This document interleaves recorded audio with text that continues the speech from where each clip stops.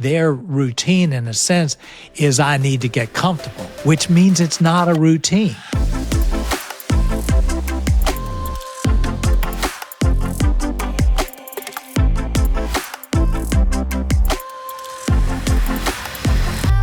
Hey friends, welcome back to another episode of Links for Life. And I'm here with my good friend, co-host, creative producer, jack of all trades, Joe Wise, and budding golfer. So we're here on Links for Life, and we've got, I think, some fun things to talk about today. And so Joe, welcome back for another episode, and we've got some good golf stuff to talk about. Yeah, thanks, Tommy. That was quite the intro for me. Aspiring budding golfer, I think. Aspiring budding golfer. Yeah, we'll take that. Yeah, we might need to put a few more adjectives in front, but we'll get there eventually.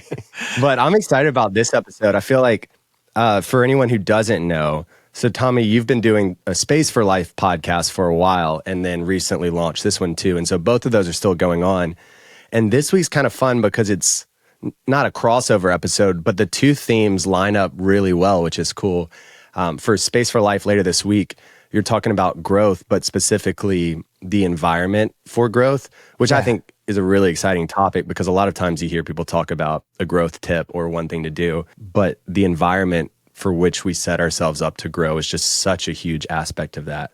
Yeah. So I'm really excited about that episode. And then that then sparked today's episode for Links for Life because we were thinking, well, the environment for which we're playing in golf matters so much. And we talk about pre-shot routines and post-shot routines. But all of these are just like, how do we control our emotions and create a good environment? And I mean, we were laughing. And it's like, what makes a game so hard when we get out there? Like, it feels so different than practice. Yeah. Well, it's so much why I wanted to start Links for Life to begin with, because I keep on having these conversations with people and with myself of these things that I'm passionate about outside of golf, always have this kind of analogy that carries straight over, into golf. So we're talking about this Space for Life episode and talking about, to me, one of the core issues that we have as human beings is how do we grow? How do we actually get better, change over time?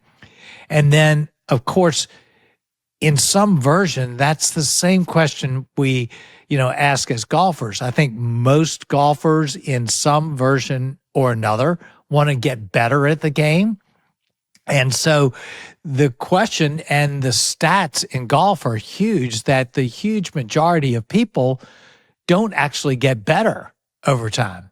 Their handicaps don't change. Nothing changes. That's just like a known stat. I think the same thing's true in life, that people can go and look at their lives over a decade and say, well, what's changed? Am I any different than I was, other than age, from 10 years ago? And so it just so parallels this question of, in essence, how do we grow as human beings? Or in the golf world, how do we actually get better at golf, which involves actually getting better as a human being? So the episodes just came together, which is, again, it's so Links for Life, intersection of golf, growth, and God, that these things come together. And so it's a perfect episode to talk about how do we get better, actually truly get better, not just at the range, but in a round of golf. And the framing of that, of not just what's the one tip to try, but how do we set ourselves up to be able to grow and to continue down that path. But yeah, I love the whole concept of Links for Life. I feel like every conversation I've been having about growth somehow gets tied to the game of golf. And maybe that's because I'm a little obsessed with it right now. Yeah. But the parallels are so strong that it feels like I'm learning something in my golf game and it just directly applies to something in life or back and forth. And so, yeah, you've been coaching me a lot. And so I'm just curious, how's your game going? Because we've been talking about me a lot. What have you been up to with it? The whole thing about kind of loving to teach and loving to coach is that your own issues become the fodder for teaching and for coaching. And so, for me, I've had like one persistent issue I mean, I've got a lot of them, but one persistent issue in my golf game that is just so difficult to get over the hump with. And for me, it's that, 30 to 70 yard shot, the less than full shot, almost worse out of the fairway of how do I make that shot in the round. And so what's become so clear, and it's a little bit of what led to this episode, is the distinction between going to the range, and I've got a great place at the range that I can practice those shots, and developing the technique, and then how completely that different that is from then taking it out on the course, and all of a sudden you're looking at this 60-yard shot. Maybe it's with a little bit of an elevated green or a bunker in front of it, and it feels so utterly different than everything you practiced on the range. And so it kind of led to this discussion of the diversion between, the range game and the reality of playing a round of golf, and how do we begin to bridge that gap? So huge. Yeah, it's so fascinating why there is such a big gap, because sure, in a range, you're hitting the same shot multiple times, which factors in. But most rounds, it's not like the shot's crazy different than what you've been practicing on the wedge range or whatever. It's also, most of the time, the round isn't high stakes or anything. It's just a round for fun with friends.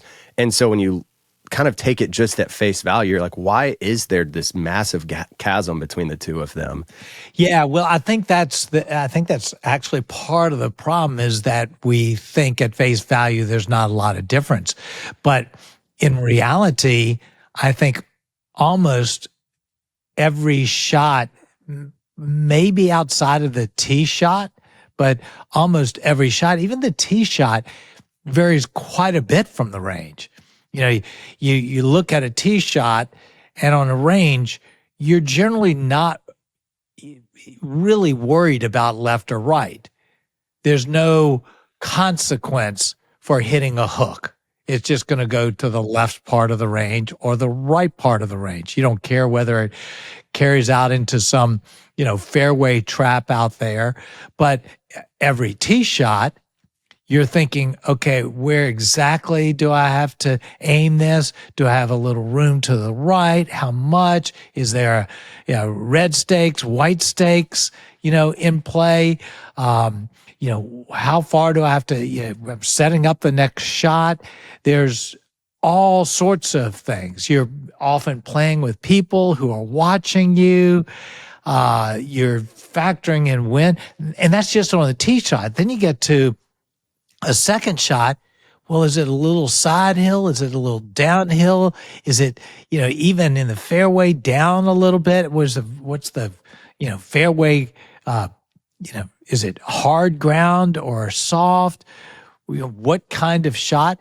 I think about, like, one of the differences is most people on the range, when they're hitting their irons, are hitting what we would call a stock shot.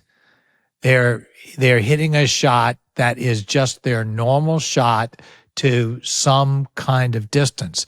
And yet on the course, we're often thinking, well, man, this is a little bit downhill, or I need to flight this a little bit different. I have to carry this. There's so many different things that enter into our thinking, that need to enter into our thinking, that are actually true differences between hitting the shot on the course and on the range. We're not making that up, because the range is just a flat piece of ground, and we will usually improve our lie on the range so we get a nice, easy shot. Well, you don't get that in a round of golf. So, right. So I'll tell a story on you. Yeah. When we played around recently, you can hit really fantastic shots. You can hit the ball a long ways. You can get great height, great contact.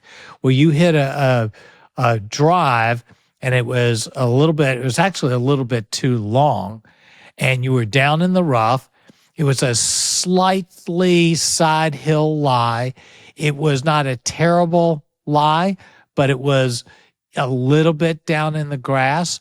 And you had a shot that was it was doable, but it was a fairly long carry over water to the green. And we kind of talked about it. And in my mind, I knew this is doable, but it's probably doable maybe 2 out of 10 times. And your smart shot is to lay up. In your mind, you're thinking the range game. I've done this shot from this distance, this amount of carry, plenty of times.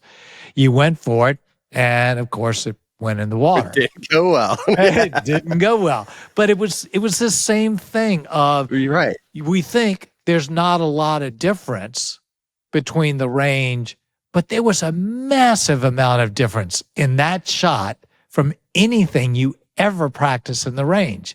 But because your mind was telling you there wasn't a lot of difference, you tried to hit a shot that was a lot different, and it didn't go well.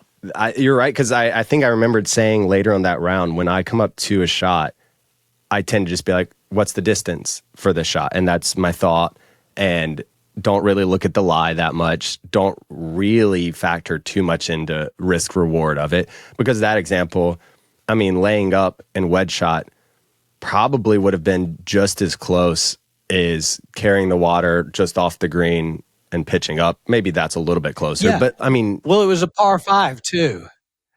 Yeah. Yeah. So laying up and getting to the green, you're on green in regulation, and you could have had a birdie putt. but the way that I looked at it when I walked up was, oh, this is a nice, easy 5-iron shot. There's no big deal. I should just go for it. And that's, for the reasons you said, and probably a number of other ones, it's just not a smart decision on that. And it's when you factor in the lie, when you factor in the water, plus even just the thought of the water creeping into my head. Right. Which I think that's the other side of it, is the mental stuff that starts creeping in. It's just, it doesn't make sense to go for it there. Well, exactly. And that's why I think this episode has so much value to me, to you, to anybody listening, because the reality is the environment of a golf course of 18 holes of golf, whether it's casual or in high pressure tournament or something like that, is incredibly vital to how we think about it. And if we give more thought and understand the habits and the particulars, then we have that much better chance of succeeding and perhaps even doing a better job of playing on the course than we do on the range. Mm-hmm. And it's striking to me that if you just come up, even the assumption I made at the beginning of this episode of why it doesn't feel that different, if you come up to the shot assuming it's no different, then you're pretty much setting yourself up for failure. Exactly. If you create a routine and you understand the differences, then it actually allows you to settle into the muscle memory that you've built when you adapt for the way that you need to in that shot. When you hit it, then the practice begins to start working for you. And I think that's the challenge, right? Of how do we, as best as we can, create this environment from processing bad shots to pre-shot routines that allow us to settle into the reps that we've been doing. Right. And fall into rhythm. So a real simple example, and we'll get into, some particulars, is to notice the difference with the professionals. So, we talked about that with the episode on the Champions Tour and the things that we watched. But if you watch the pros on the practice range, they'll take a lot more time in between shots than we do. But they're working on ball contact and things like that. When you get out onto the golf course, particularly for the professionals, think about how many times you've watched on television what seems like a vanilla shot for a pro, let's say from 150 yards in the fairway, and the pro and the caddy stand behind the shot talking about the shot for 30, 45 seconds to decide what they're going to do and to evaluate all of the options and nuances before they ever get to the shot. And how long do we take for it? So the pros know and are acknowledging by that very fact how different it is to hit a shot on the golf course in an actual round versus the range. Which it actually tees up the framework that we're going to get into really well, the first step for that. But one of the things that I think is really cool about the approach that you're about to give for this is I think people talk a lot about pre-shot routine, and sometimes people talk about not letting bad shots carry on and flush it. But for me, that feels really daunting because I don't really know. I'm trying to mix a bunch of things at once. It's hard to know even how to go about it. And then I'm like, I guess, do I just need to not think about that bad shot again? Or, you know what I mean? Like it feels overwhelming. And so I'd love for you to tee up this framework because it, to me, at least breaks it down into something that feels manageable and approachable and actionable, really. Yeah. Well, I really love the framework I'm going to share, but I can't take but so much credit for it, very little credit for it, actually. It comes out of one of the better golf coaching books that I've read called Be a Player by Pia Nilsson and Lynn Marriott. And those two are just phenomenal golf coaches. And it's a great book. They run a golf coaching program called Vision 54. But they laid out this framework that I've added maybe a little bit to, but that I think is just genius, and it has helped me so much in terms of my on-course play. I still have a lot that I'm working on with, but it's a great way that goes, I think, well beyond just having a pre-shot routine, which is what's talked about a lot.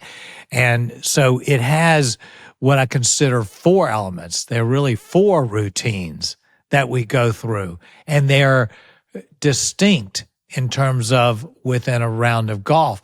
But if we begin to understand these kind of 4 environments that happen within a golf round, and we manage those environments well, then I think it gives us a lot better chance for success. So one of the challenges in golf is a golf round is a long time. It's 4 hours. And a lot of people believe, in essence, that I have to maintain this incredibly high level of focus and flow and looseness, but attention, that I have to do that for 4 hours. And very few human beings can do that. We're just not wired to do that.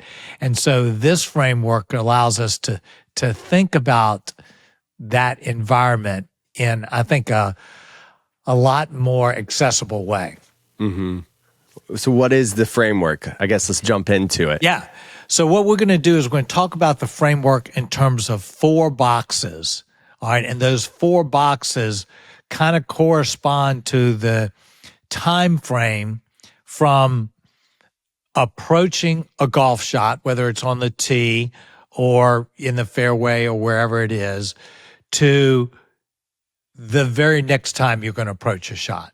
So if you think about hitting a tee shot, you might have, let's say, a 5-minute time frame that's going to go from, okay, I just walked up to the tee box.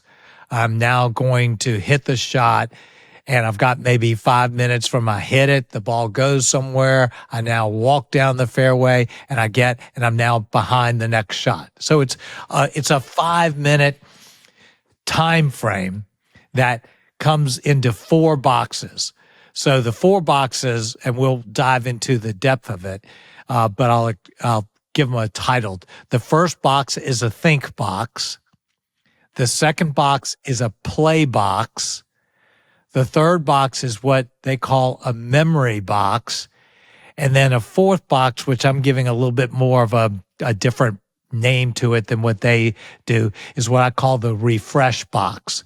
So you got the think box, the play box, the memory box, and the refresh box. So do you want me to kind of just give the quick overview of those, and then we'll Yeah. dive into it in Why don't you give detail? the overview of each one, and then we'll dive into each one individually afterwards. Yeah. Okay, great. So the think box is what happens when we approach the shot and we begin to think about all of the things that we have to think about within the shot. If it's not on the tee box, you're thinking about the lie, you're thinking about the wind, you're thinking about whether it's uphill, downhill, you're thinking about exactly how far it is you need to hit it. What are the things you need to avoid? You may be thinking about any number of things, but there are probably, a whole set of things that we need to think about, probably a lot more than most people give credit to, in order to approach and to decide on what shot we need to hit. Okay. Then what they, I think, with such genius suggest is that we cross this invisible line once we've thought about the shot to where we need to stop thinking about the shot because we've given all the thoughts we need to, and now we just become an athlete. Now we just execute what we thought about. And that's the play box. And that's so critical to create that distinction between thinking and playing. And we'll get into that in a little bit more detail. So then you hit the shot. Now, the moment that ball hits the club, that shot is out of your hand. It's going to go somewhere. And so now we enter into what they call the memory box. That is, the shot is now past history. It's a memory, and we have to respond and react somehow to it. And that's the memory box. And then at some point, I think if we're smart about it, we stop trying to obsess about that last shot, and we relax and we refresh for a moment. It might be a conversation with a friend, it might just be looking around, and we have a few minutes to go from shot 1 to shot 2 to shot 3. And we relax for a moment, and we recompose and we refresh until all of a sudden we get up to the shot, and now we're back to the think box. We think about it, we play. Then we think about what just happened, and then we relax. And so it's this 4-box process: think, play, reflect, or memory box, and refresh. There's so much genius in this framework. A lot of it, though, to me boils down to the simplicity of it, where it just breaks down each stage by this one action, like the think, the plan, the do, execute, play, then the learn, react, that box, and then the refresh, which this one is one of the ones that I think rarely gets thought about, but there's so much genius in it, because if this is a cycle that repeats every shot, this is the piece that allows you to leave a shot in the past and reset and then start the new one completely fresh, instead of carrying over, well, I did this on my last shot. I need to make sure, as I'm thinking, well, remember you hit it off the hosel, so don't, you know what I mean? Or whatever the thing is. And you so clearly carry it over, and then your emotions get running out of control and so on. Although, and we'll get into this, I think what you're describing is more having the memory box bleed into the refresh box. And so we're going to talk about that. But when you think about these 4 boxes, think about how different it is from the range. At the range, we often are not giving hardly any thought to the next shot because we're just trying to repeat what we just did. So we're giving not a lot of thought to it. We hit the shot, so the only thing that really has much similarity at all is the play box, we're not really reacting much, and we're not taking hardly any time between shot 1 and shot 2, which means we're not really having the refresh time. So if we took 5 minutes in between each shot on the range, we'd probably get a vastly different result than if we were trying to repeat, at 30-second interval every shot we hit. So the game on the course is so different from the range. And I love even the name box for these, because as you're mentioning, bleeding the memory and the refresh, the bleeding, then the refresh back to the think, and then the blending of the think to the play, like all of those are very dangerous things to blend together. Yes. For your golf round. And so like the idea of a box, whether you even think about it as like a check mark box where you check it off, you move on to the next, or it's like this self-contained thing, like they're actual independent stages to move through. And for me, that's really helpful because I struggle not to blend them together. Right. So I think it's very, very critical. And the more precise and visual you can be in creating those boxes, the more effective they are in helping us manage those boxes better. I agree. So let's jump into the first box. Box 1 is the think box. You gave us a brief overview of what it is, but if you don't mind diving into it a little bit more, and then also why it's so critical to have as we're thinking about creating an environment for our golf game, why the think box is so necessary. Yeah, well, let's talk at the beginning about entering into the think box, because we will always have an entering into the think box that happens.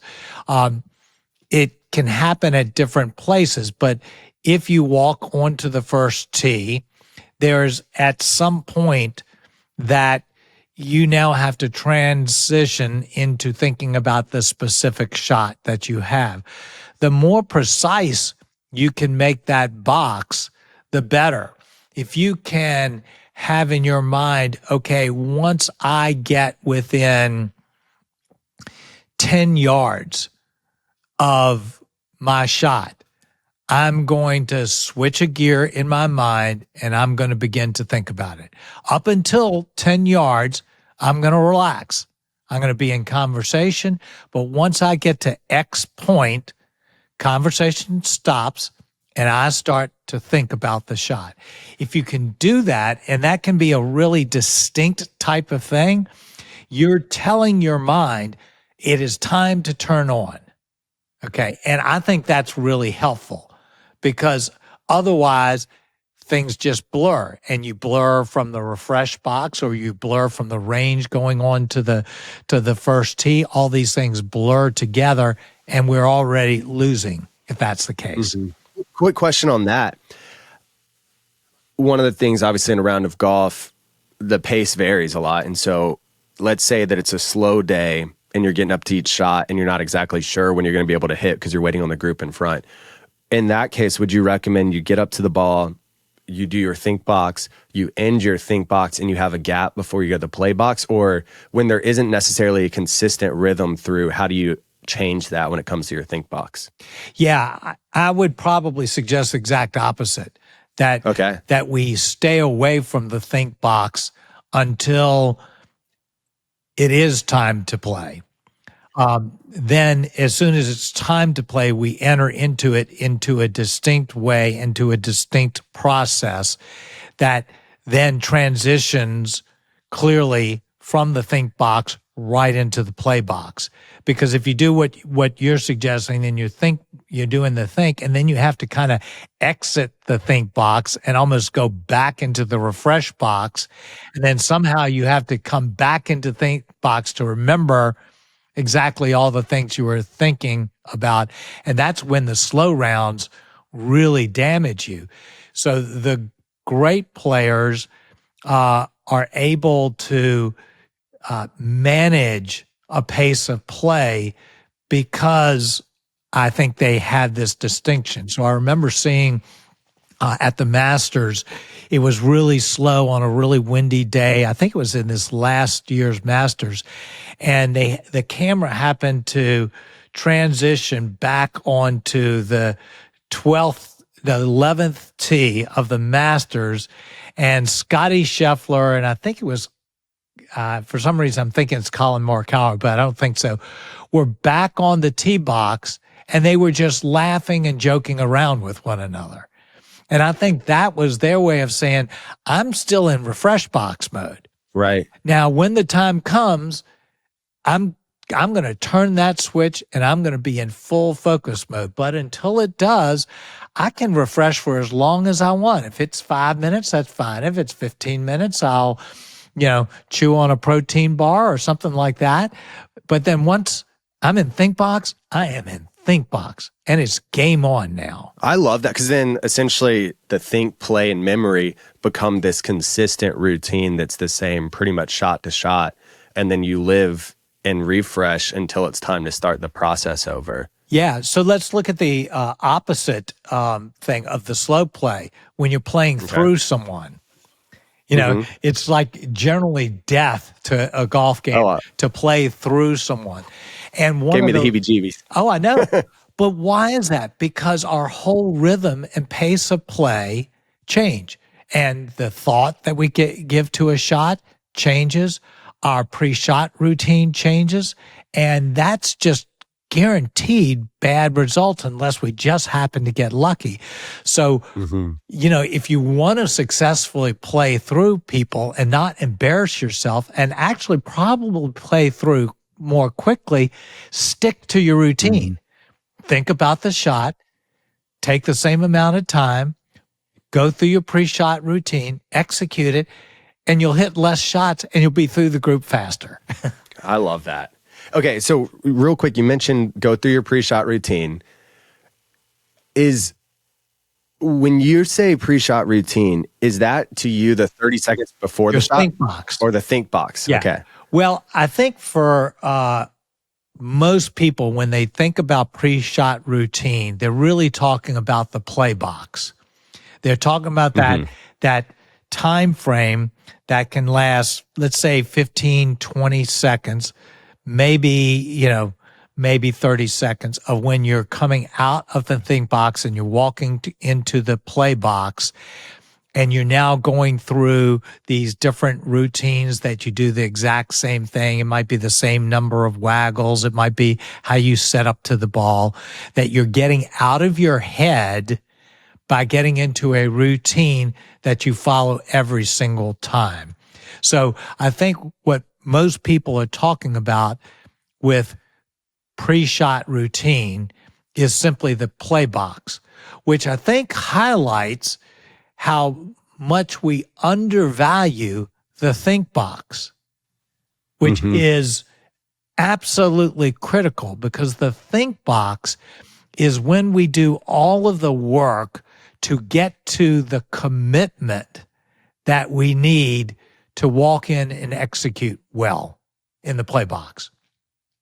If we do not do the think box well, we're going to come in still trying to figure it out, still trying to decide exactly what we're going to do, and that's when really bad things happen. I want to jump into the play box soon, but for the think box, what would you say, I guess this is a two-part question, what are the things that everyone needs to have in the think box? You need to think about X, Y, Z, and then come back to afterwards, what are the things that you might suggest as like strategies to try? Like might not be a universal you need to do, but this might help with you in this box. Yeah. Well, I think the think box probably has different elements depending on what level of golfer you are. If you're learning to hit the shot, a little bit higher handicap, you want to stick to some real basics. So I think one of the basics outside of the tee shot is knowing exactly how far you are looking to hit the ball. Okay. Now, that's not necessarily the same thing as how far it is to the hole. All right. And we can talk about that a little bit if we want. But ideally, you should have a distance that you are trying to hit the ball And then from there, you have a fairly simple calculation, hopefully, as to what club you're going to hit, because you should have a pretty good idea of how far I hit my shots with the various clubs. So I think an absolutely key element is how far am I trying to hit this ball? All right. So let's just say that's at the most basic level. The second is exactly what is the target that I have. All right. Now, again, you could sit there and go, well, my target is the flag. The better you get, the more likely it is that your target is not the flag, ironically, that your target is maybe a little bit left of the flag or right of the flag, that your target might be one thing, but where you aim is another thing. So, for instance, let's say, for the sake of argument, the flag is on the left side of the green. Now, I like to draw the ball, but if the flag is on the left side of the green, I don't want to aim right at the flag because I don't have hardly any room to the left of the flag. So I'm aiming to the right side of the flag. So my target might be, let's just say 15 feet, 20 feet right of the flag. But then that's my target. But now my aim, because I know I draw the ball, might be 20 feet right of that. So if I want to hit that target, I know because my ball is normally going to turn right to left, I need to aim 20 feet right of that. So now I've got a target. Now I have an aim line. I know my distance, and now I can execute the shot.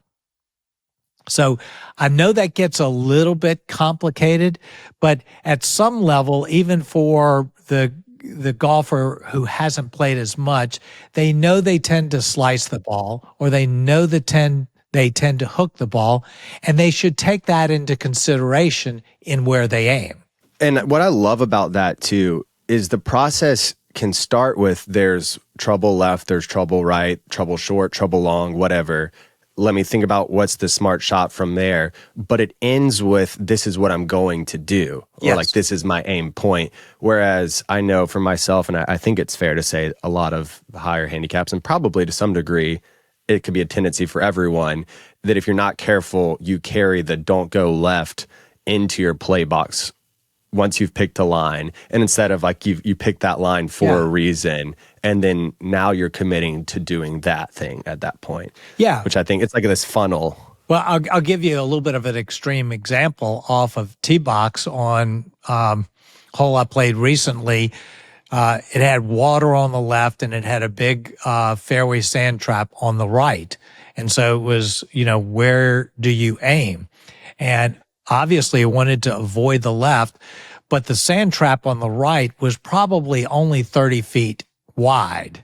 It wasn't a wide sand trap. So I decided my aim point was right at the sand trap, because I'm not good enough, on a tee shot to hit it that straight. So I knew the likelihood was I was going to draw it a little bit or fade it a little bit, and I could aim right at the trap. And it was probably my best way of avoiding the trap and still staying far away from the water. Sure enough, I hit my little draw.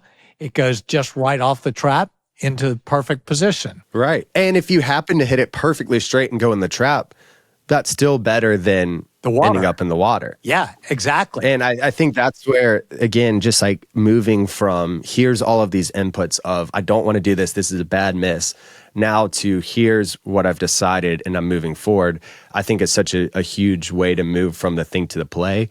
But as we start to transition there, I think it's still very hard for me to leave water on the left in the think box. You know what I mean? And how do you then get yourself to commit and just play instead of carrying all of the thinking into the play box? Well, part of this is, I think, the discipline of the mental discipline of saying, instead of I don't want to do this, of saying I do want to do this.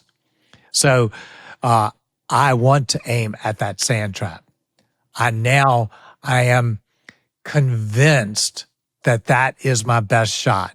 And so the only thing I need to think about is aiming straight at that sand trap. And so you start to get out of it by trying to transition from thinking about all the things I don't want to do to an absolute conviction of what you do want to do. My cousin who's good at golf, I remember early on, he was saying something to me of brains don't hear negatives, especially when it comes to golf shots. And so you think don't go left and your brain just hears go left sometimes, you know. And it is true. It's, you know, it is the way the brain works. So get something very precise in your mind. And the pros will usually say, pick out a very distinct target in the distance that you can lock into. So you'll hear on the pro tours a lot, and it's really interesting that the caddies will say, aim at the tower. You know, why do they say that? Because the towers are always parked right behind the middle of the green. And so the caddies are, in essence, saying we're hitting to a precise point, and that tower is something that is vivid enough that you can lock into.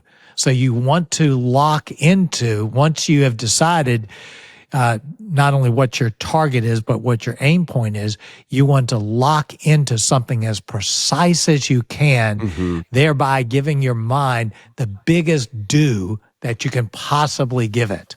Right. And I think that's so huge. And whether it's just a specific spot or picturing a ball flight or whatever, I think a lie that is easy to believe when you're someone my skill level of golf is like, well, I'm probably not going to hit that, so I don't need to be as precise with what I'm picking. And I just think that narrowing it down and being as specific as possible is so huge for there of what you're saying. Like, how do I have this clear do of this is my action plan? Yeah. Not saying I have to do it, but this is the plan I'm going for.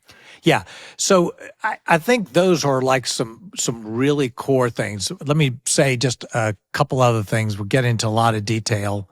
Distance. What I'm learning a lot as I'm trying to take my game to the next level is that I'm not giving enough precision to my distance calculation.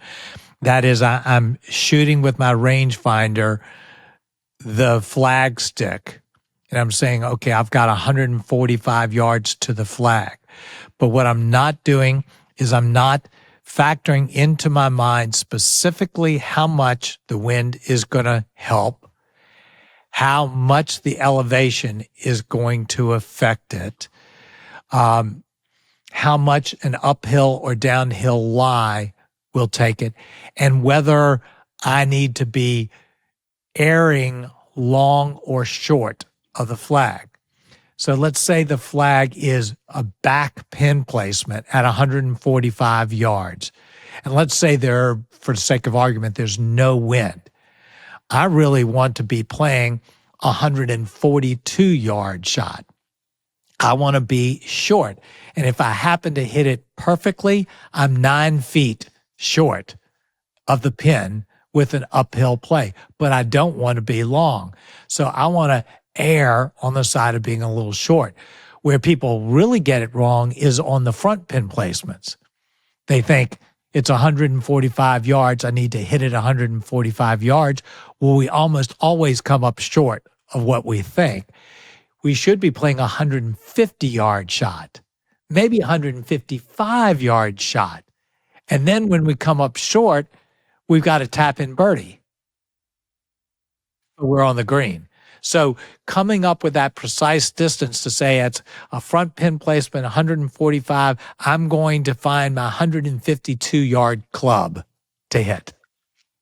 That's all think box to get to that precision of I'm hitting a committed shot, 152 yards with this ball flight, and now I'm stepping into the shot. Right. I love that. So then if I were to put my understanding of what the think box is and needs to have, it's the gathering of information. Now, as you get better, you're going to factor in more information. But at some point, what are the factors that I'm coming in? And then what's my plan to do from that information. If you're a pro, you're thinking about what are the 5, 10, 15 different ways I can hit a 143-yard shot. If you're a 30 handicap, you might just be thinking, let me try to get it in this area. Yeah. Let me throw one more element, because this might be the most helpful element I think that people think about, is when you're thinking through your shot, you should be looking to execute a shot that you feel like you can execute adequately or well 80% of the time. If you can't execute it 80% of the time, switch shots. So hence your shot that we talked about earlier, Right. 80% of the time, not a chance. So you need to switch to a shot that you knew you could execute 80% of the time. Mm-hmm. And now you're playing smart golf. And so often people will think through their shots, but they'll end up committing to a shot that they're not good enough to hit. And that's creating the problem. So if you simply entered into the think box saying, what is the shot that I can play that I feel pretty good I can execute 80% of the time, your scores will go down automatically. I love that. So then transitioning to the play box from there. Yeah. Once you have that clear action plan, I guess step one is flushing everything else that happened in the think box besides your one takeaway from there, right? Like, yes, you can't enter the play box thinking about all the factors anymore. Right.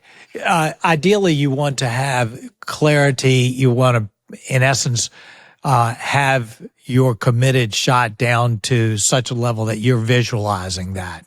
You're visualizing the exact spot. You're thinking like Jason Day, who closes his eyes and he's visualizing the shot. And that's all he's thinking about is exactly what he's visualized executing. So yeah, you're flushing everything else out about the lie or everything else. You're just thinking execute at this point.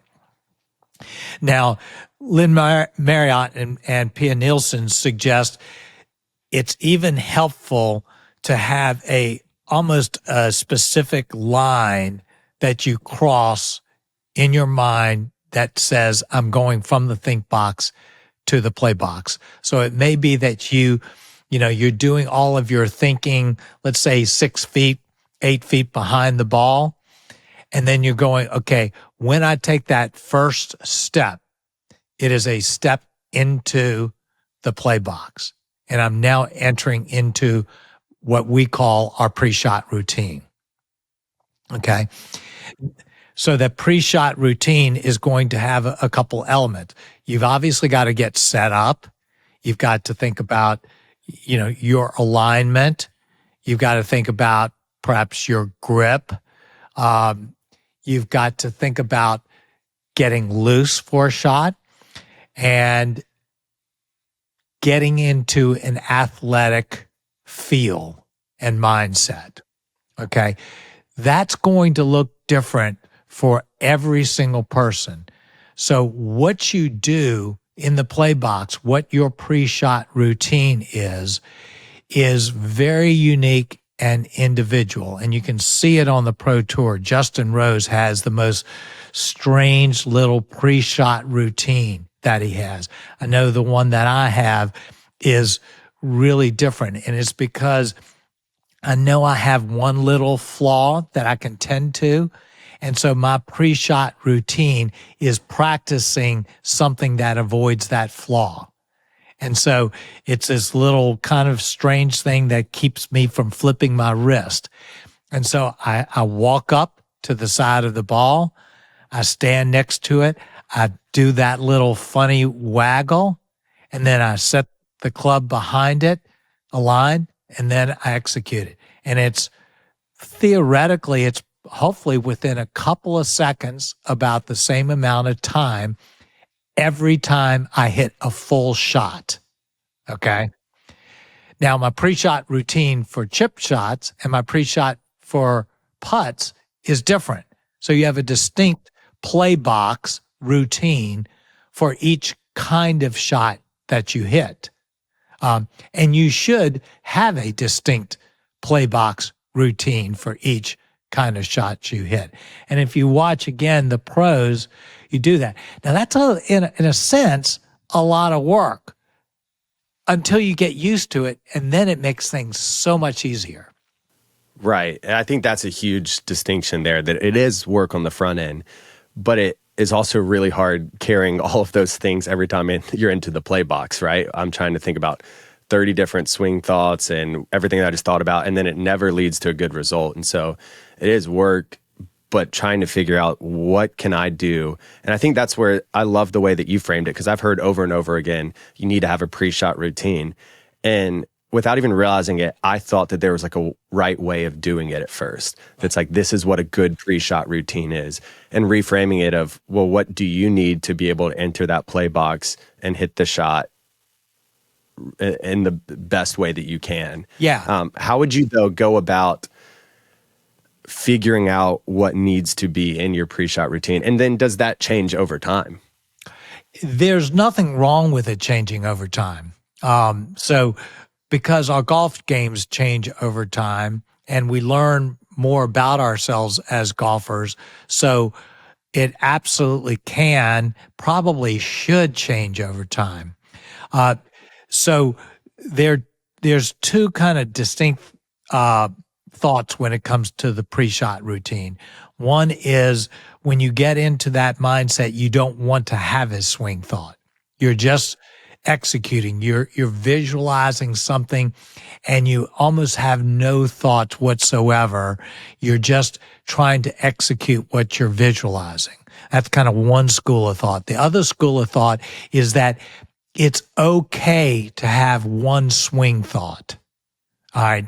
It's not the same thing as the think box, but to have one swing thought, because that gives you something to focus on that you can repeat time and time again once you know what you're trying to execute.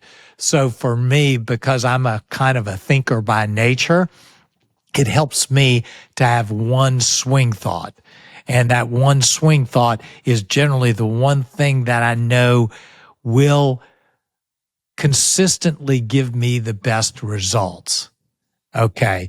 And I have one thought. And so when I enter into the play box, other than just getting my grip and alignment, it's get that one swing thought for that kind of shot and think nothing about that. So for instance, for my putting, I use a line on the ball. And all of my all of my think box stuff is arriving at how hard I want to hit it and what's the line, and it's lining up the ball. When I enter into my putt play box, my only thought is to hit a straight putt. Just hit a straight putt. I'm not thinking about the hole. I'm not thinking about anything other than hit a straight putt. That helps me in terms of it. So you think about that play box is what's going to help you. What's the way to approach that play box that's going to help you operate most consistently, and particularly most consistently under pressure. Mm-hmm. And I think that's what's so huge about this whole episode. It's under pressure or on a course or wherever it is different than the range. What are the things that help us settle in and perform the way that we want to play the way we want to begin to execute more like it. And one other thing that when you're talking about the swing thought, I'm curious your take on this. I feel like I've heard a number of people that try to have no swing thoughts. And then when it feels like they're searching for their swing, it's almost like they have a Rolodex of swing thoughts and they just try one of them at a time until they find it. Yeah, in my mind, I think that's one of the weaknesses behind not having a swing thought, because I think it's so extraordinarily difficult to not have a thought.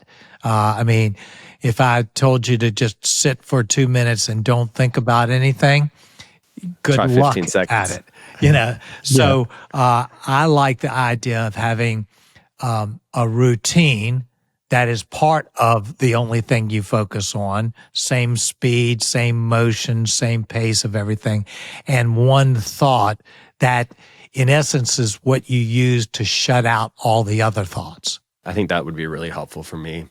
So then for the play box, what's one thing that you absolutely have to have as part of this pre-shot routine? Well, in one sense, the routine itself is the one thing that you have to have. What that routine looks like is really just not all that important to it. I mean, if I were to have to pin down a couple things, I would say you're going to have to, in the play box, get yourself aligned. That's something you have to do with pretty much any shot. So part of the play box is going to be to get yourself aligned, because if you are misaligned or you're not even paying attention to it, then you're really not kind of doing the job you need to do. So other than execute your routine, I would say make sure you're aligned well with it. I'd say Scotty Scheffler would say, make sure your grip is what it needs to be. And you'll it's amazing when you watch him, how carefully he will put his hands on the club to make sure that his grip is what it should be, because that does have so much to do with executing a shot well or not. But that's part of, I think, his pre-shot routine. Get my grip right. Right. That may not be something you need to worry about. Right, but it's getting the setup right, which Pete even mentioned a few episodes ago of shots on the rough and how crucial the setup is there, and how his words were, golf is easy when your setup is right. I don't know if I would say easy, but like it is crazy the difference. Oh, yeah. With a good setup and a bad setup. I remember hearing, I'm not sure if it is attributed right, but that Jack Nicklaus said 90% of the golf swing is in your grip and setup. And I really find that to be true. If my grip is right and my setup is right, I almost can't swing wrong.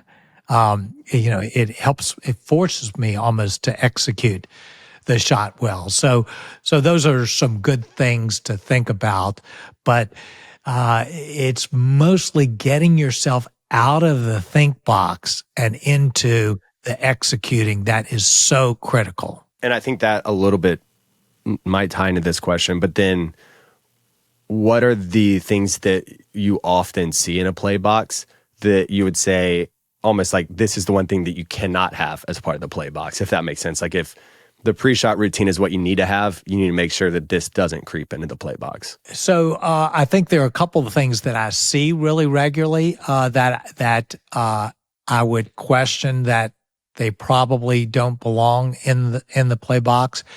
I would say an excessive amount of waggles is not in the play box, because almost any time I've seen that, I'd almost say 100% of the time, there isn't a consistency in how long that waggle is.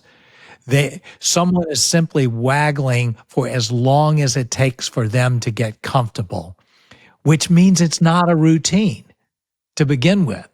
So they are simply getting in their routine, in a sense, is I need to get comfortable. And that's not a routine. That's a feeling. And it really won't hold up over pressure. It's a feeling, and it's a feeling that's going to vary from shot to shot.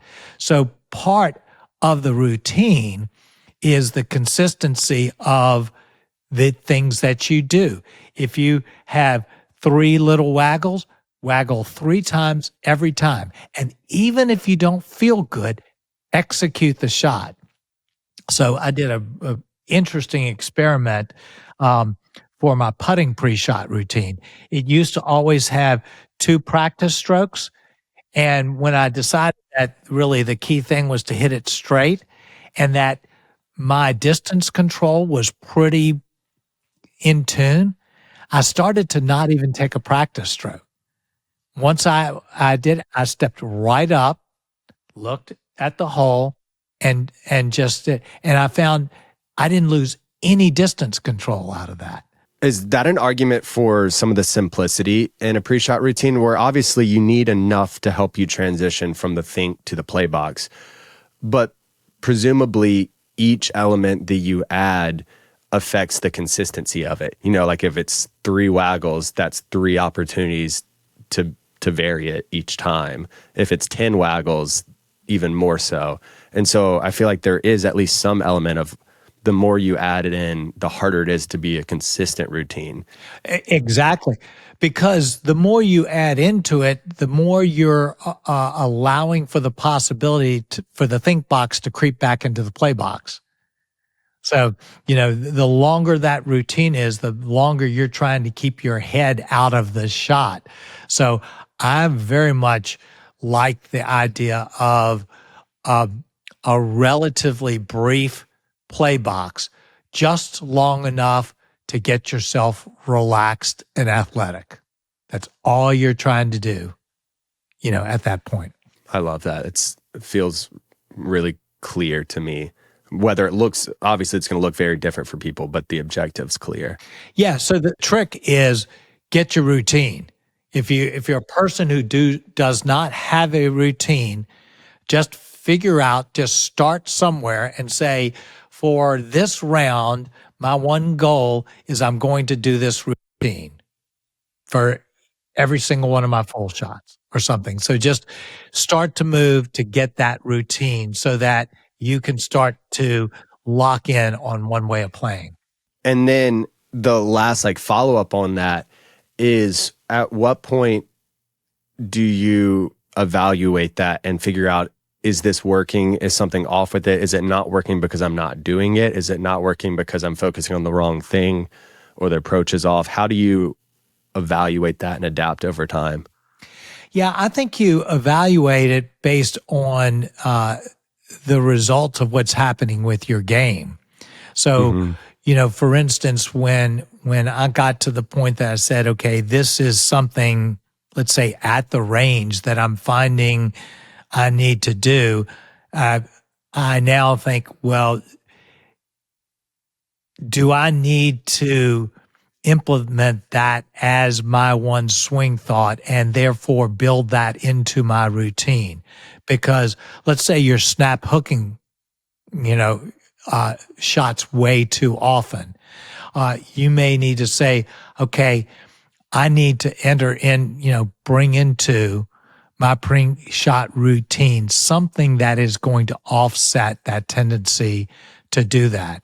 And I think that's a fine thing. Like changing my putting routine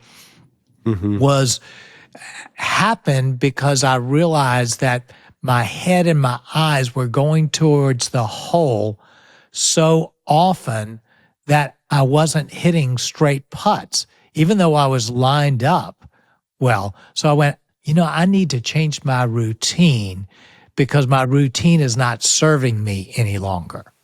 Right. And what's cool, what I'm hearing at least you say in this, is the elements of your pre-shot routine need to be there for some reason. Otherwise, we're just complicating it to that point of the simplicity of your pre-shot routine. And so if I'm doing a waggle, is it because that I find that, for me personally, you see that I have a tendency to strangle the club. And so I need to get to the point where I relax a little bit so that I can take some of the arms out of the swing. And I'm trying to add that element because I know I have this tendency to help me just be and not think about not being too armsy with my swing. Well, exactly. Like for you, where that tension can be such an issue, you might decide, like right now, to say, okay, I'm going to develop a pre-shot routine, and you can actually practice it on the range, that I'm going to do something that is specifically designed to reduce forearm tension. All right. It might be I'm going to grip the club real hard and then lighten up on it right before I execute the shot. And so you could develop a pre-shot routine based on the thing that you're working on the most, that is your Achilles heel when it comes to full shots. And do that simply, and then try it out for a while. Not for a couple of shots, for a while. Right. And then I think that then allows you to evaluate whether that's working or not, where maybe the score was higher or lower, but am I executing this way? If I'm working on my alignment and I'm doing the spot drill of picking a spot in front and I'm setting up, but then I'm finding that I'm still, if I look at my divot, if I look at everything afterwards, then I'm still off, after a few rounds of trying something like that, then I can reevaluate whether that's the routine that's serving me best in that aspect. And I think that's maybe where you could tweak parts of it, right? Yeah, exactly. Yeah. But I think the effort should be to not over tweak when it comes to the routines.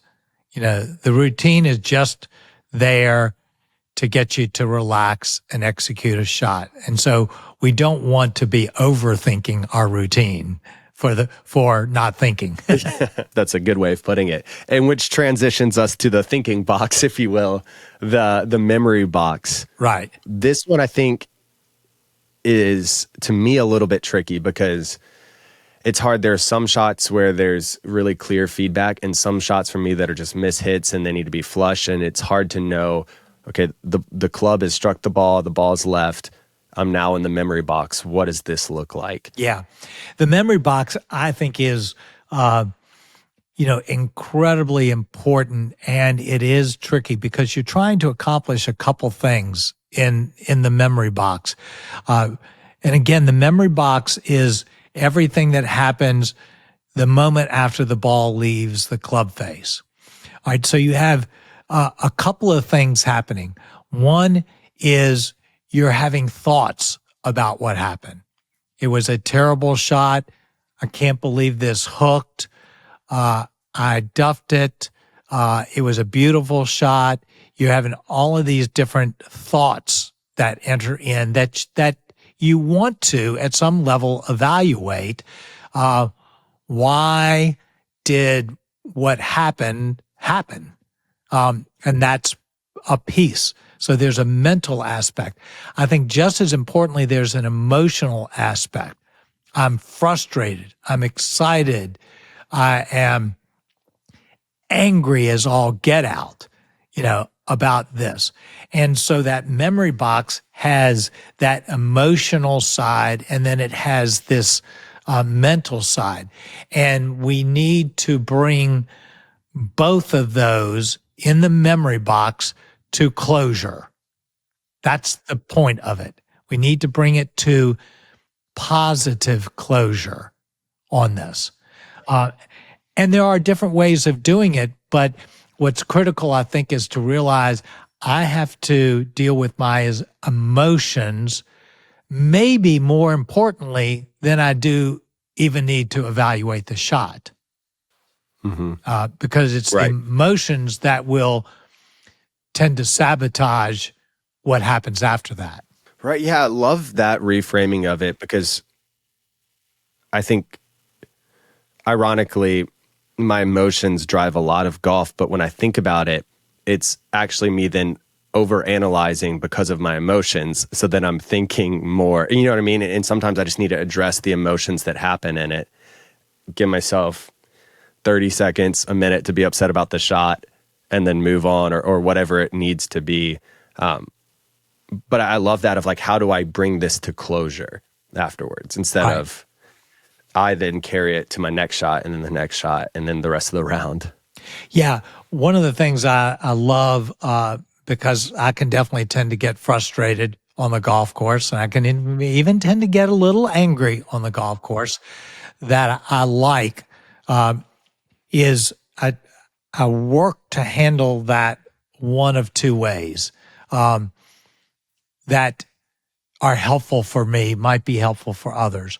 One is I'm trying to learn to develop the discipline of being what I've heard called agnostic about the shot. So that if I hit a really bad shot, instead of getting angry, I simply get curious about it. Wow, I can't believe that happened. And you don't attach any feeling other than curiosity about, that's strange. Can't believe that happened, or whatever. Or you think about, I guess I was getting a little quick there. But you simply try to get the emotions out of the event. All right. I'll come back to that.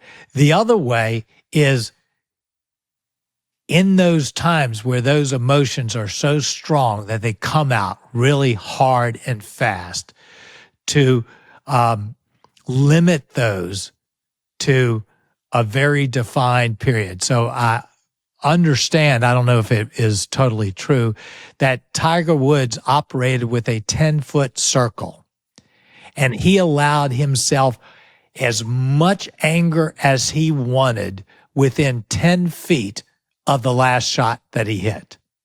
Once he walked outside of that circle, those emotions had to go. So get mad, curse, whatever it is, slam his club down.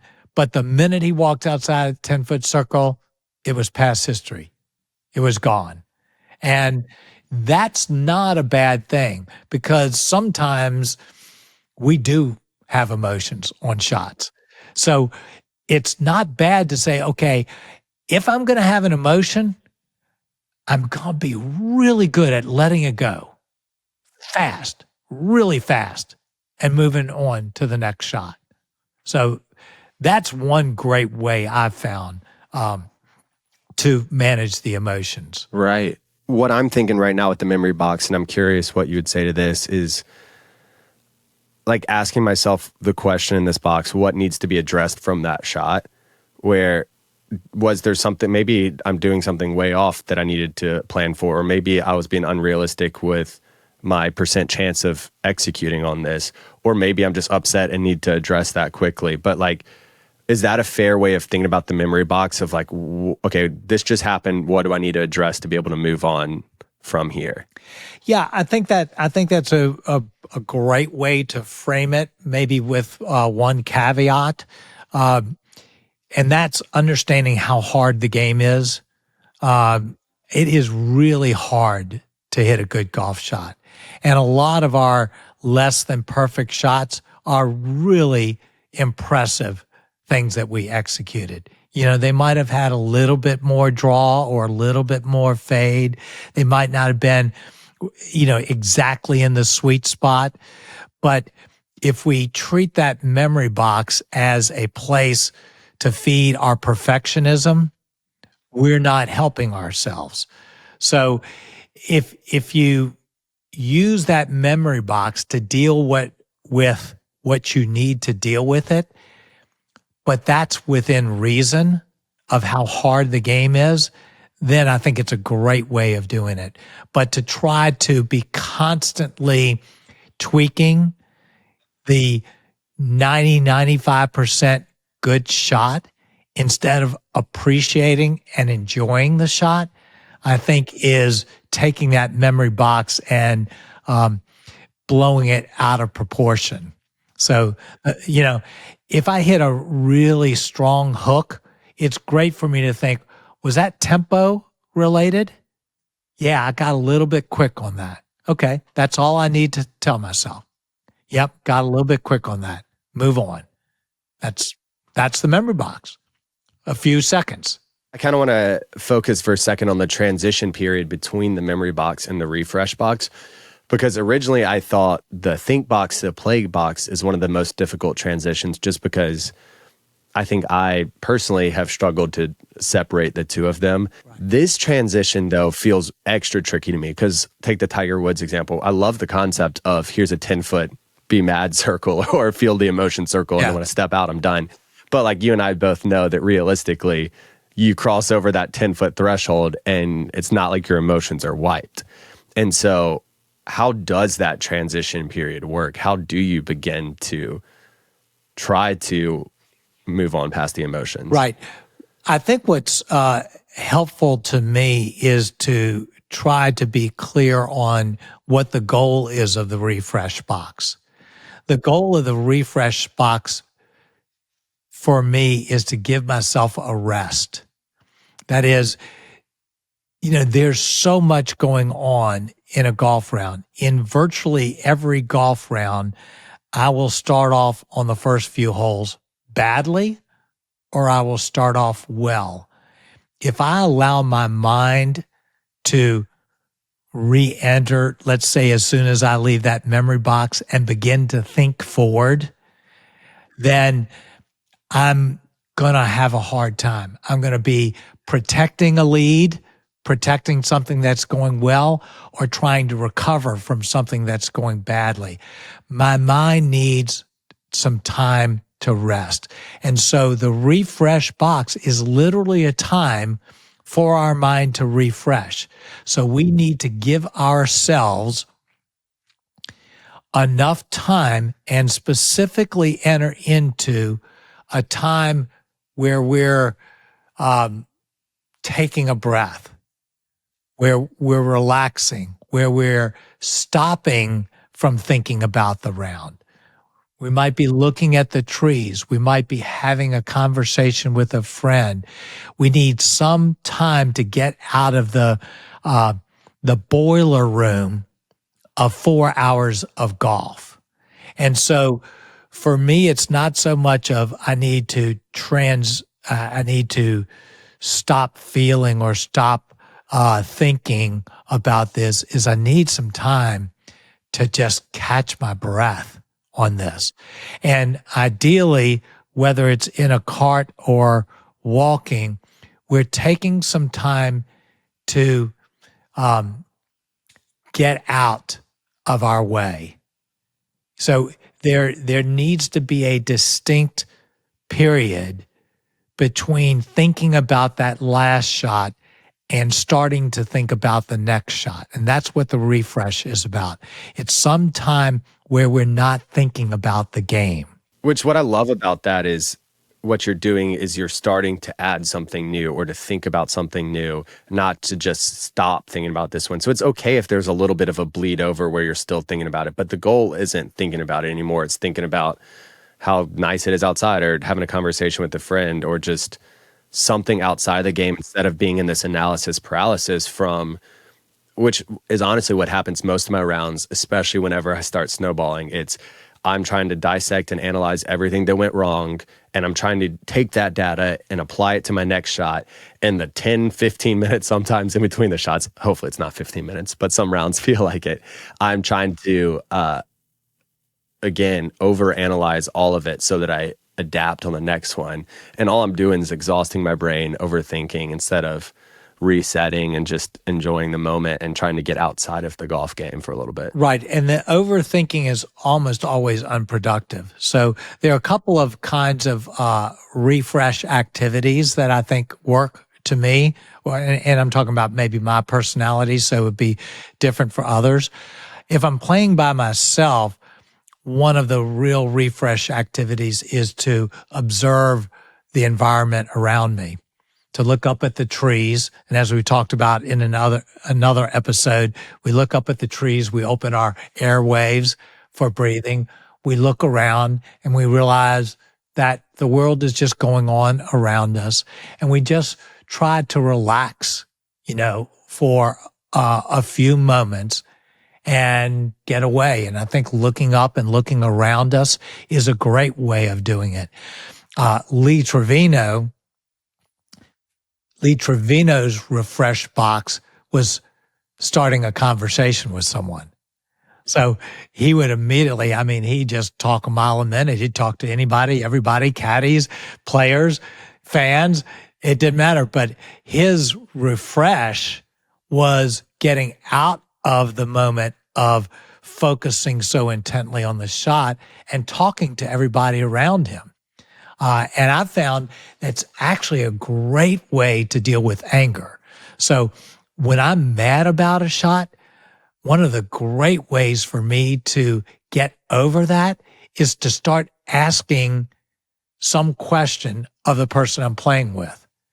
Well, immediately I'm not thinking about myself. I'm having to think about, what am I going to ask this person? What are they saying? I'm now in a conversation and I can't even, I can't maintain my anger because I'm now doing something completely different. So it's a great way of thinking what are a couple of different activities that work for you that get you out of your head. Right. Instead of starting the conversation, I can't believe I just hit that shot. Yeah. I love walking for that reason. I think for a while I realized I tended to play better when I was walking just because that's this activity that helps me get outside of it. And I just think that I'm really glad you addressed it this way because the temptation is to just say, all right, memory box done, in that emotion, stop thinking about it. But all you're doing is thinking about it more and telling yourself to stop thinking about it instead of I'm transitioning to this other thing, and whatever that looks like, whether it's looking up at nature, having a conversation about anything else besides the golf round. Well, and that's why with Pia Nilsson and Lynn Marriott, they're very detailed in their descriptions of the think box and the play box and the memory box. There's kind of an acknowledgement of this rest of the round, but without, quite as much precision around it. And I find there isn't necessarily the precision, but the need to get out of this hyper focus and obsessiveness and to relax your head for a moment is really, really important. And I find that's what helps me get out of a bad string of shots. And it's what helps me perhaps maintain a good string of shots longer. Right. And then, as we mentioned earlier, this is the cycle that keeps repeating over time. And that's the headspace you need to be into to actually enter into the think box. Yeah. Right? Like walking up fresh to a ball, waiting if there's a group ahead, staying in that refresh box a little bit longer, and then right before you enter in. Again, you can learn so much by watching, pro golf on television, but you think about people who are in the lead and how often the commentators will comment on how relaxed the person seems. And it's like what they're saying without really thinking about it. They're saying, this guy is going to kill it because look how relaxed he is. And when you see that person is in the refresh box in the midst of a round, and that refresh box is giving them a chance to carry forward with it. And when the commentators see someone who isn't in it, they're seeing someone who is maybe not going to have the sustaining stuff to maintain that. And so that refresh box, I think, is so critical, not to mention it's the reason we're playing the game, to have a fun That's time. what I was going to say. For the golf rhythm, it's like the longer you live in this one, the better you're going to play, the more fun it's going to be, the better connection you're going to have with people. Like, there's not a lot of areas to go wrong spending more time in the refresh box. Exactly. And I think one of the great wins for any golfer, anyone playing the game, is to be able to have fun when they play a bad round.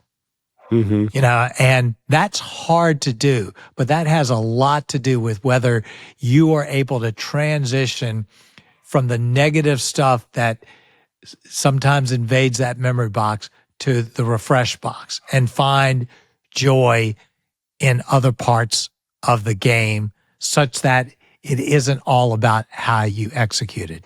Well, this has been fantastic. I think this is just so helpful for me. And what's cool is the way that you've broken this down is we have this cycle now of the think box, the play box, the memory box, the refresh box. And so in theory, throughout a golf round, you're doing 72 of these for you, maybe 85, 90 of these for me throughout the round. And it's creating this environment that actually allows us to, one, play better, to perform better, to succeed, and then two, I think to just enjoy the round more. But really to settle into this rhythm of what we want our golf game to be more. And so I just think that it's so fantastic, and I have a ton of personal takeaways from this. But in true fashion for Links for Life, I don't want to just stop at the golf round, but these have such, to me, clear applications to life. And so I just want to take a few minutes and talk about that. And I give a lot of thought to this too. So let me just kind of step back for a moment. The ideal would be that every shot that we have in a round, regardless of how many shots, is its own little 4-box execution of think box, play box, memory box, refresh box, and that we could actually learn as a golfer to truly play one shot at a time. And if you think about it, it's the same genius that showed up in AA. And for people who deal with the addiction of alcohol or substances, the AA mantra is, you know what? I'm not telling you you can't drink for the rest of your life. I'm telling you you can't drink today. So you take one day at a time. One day at a time is the AA mantra. And that's ideally what we're trying to get to with golf also. Then I think that all transitions to a way of viewing our life that is very helpful to me. So if I were to draw parallels, I would say one day in our life is comparable to 18 holes of golf. All right, so we have the whole of a day, and then we have all of these little units that happen within the day. And it's a great way to take these same principles of these 4 boxes and put them, into our day. So one of the big things, if you've listened to Space for Life or read the book Space to Breathe Again, some of the things that I talk a lot about in coaching, one of the most important things that I believe in is beginning the day well, framing the day we talk about.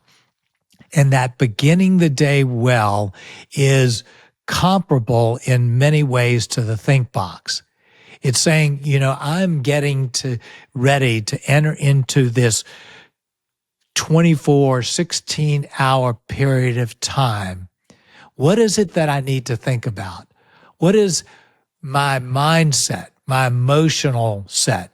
What are the priorities? It's comparable to the lie and the fairway. What are the things that I need to think about in order to be prepared for the day ahead so that we don't enter into a day without a committed plan? And how similar that is to the think box. And so, part of my morning routine, part of it is the spiritual disciplines that I go through, prayer, reading the Bible, immersing myself, into that. But part of that is always doing that within the context of what is the day ahead of me. And so journaling is a huge part of my think box, my morning time routine. And in that think box, in that morning time routine, I am preparing my mind and my demeanor and my processes for the day ahead, for all of that day ahead. So then, in one sense, the big perspective on it is that when I leave that think box, I'm now executing throughout the day. And I'm executing until I get to the end of the day, in which I'm going through a memory box and I'm thinking about what happened during the day, processing it like we would in a memory box. And then sleep is actually the refresh box, a beautiful built-in refresh box. Now, we might have a evening routine where we're refreshing also, but you're having something of a processing of the day and then a refreshing. And so you have within a single day a think box, a execute box, a memory box processing, and now it's time to relax, rewind, refresh, both in your nighttime routine and through sleep. Yeah, I love that macro rhythm, macro cycle, if you will, throughout the day. But I think it's also cool because I think there's so many different micro rhythms of this throughout the day as well. And the more we can lean into those, I think it becomes so helpful, of whether it's a meeting and you take 5 minutes to think before and then you execute and then you learn. And that's where I think the refresh becomes as critical, I think, in our day as it is in a golf round. And I know you talk a lot about margin, and I think that is that refresh box where if the day is just execute the whole time, I think we're missing so much opportunity to come in to plan well for it and just see I would argue our impact go up a lot, if we took a little bit of time to think before each thing, and it doesn't have to be a lot. Yeah, it's the frame of the day, and it's the frame of the events within the day. And you're so right. Taking that few minutes before an event, and then taking a few minutes, or making sure that you have a margin before and after, which is allowing you to both think and process, and ideally even refresh a touch. And my firm belief is that the quality of the play box is most influenced by how well we execute the think and the memory and the refresh all around the play. And you think it's what so sabotages our culture, which goes so fast and is so busy and has no margin, because we're just trying to play nonstop, and the quality just deteriorates throughout the day. And so I think this concept that we're talking about in Links for Life, this think box, play box, memory box, refresh, should become the way we frame all of our days and the events of our days. That's fantastic. I really appreciate this framework. And as I was saying earlier, it just feels like something that is work to put into place, but the way that it's broken down, it's actionable.